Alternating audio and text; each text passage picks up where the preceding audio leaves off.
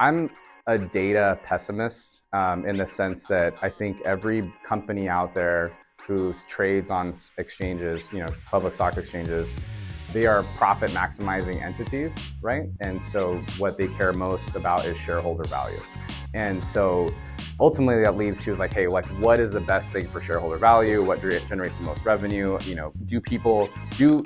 Us in this room might care about our data, but does the mass public care about their data? I think they do to a certain extent, but I always love to use the example. If you remember when Facebook had the Cambridge Analytica leak, right?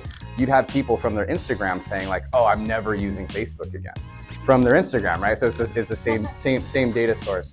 So I think what becomes important in, like, for example, in your question on the OpenAI side is, this, and what I like the most about blockchain is I'm actually less interested in the decentralized side of blockchain because I don't think it's realistic from a corporate entity aspect. I think that's what makes Bitcoin so interesting is the fact that that is something that is in fact decentralized, but everything else typically for the most part has a profit maximizing motive behind it.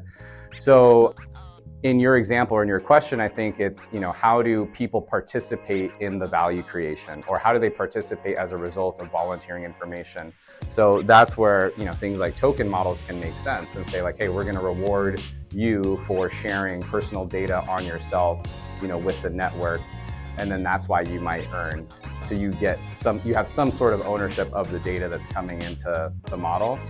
That being said, didn't Apple just say they're putting AI into the OS yesterday? So, that's what I mean when I say like profit maximizing companies, have their own incentives that are hard to get around.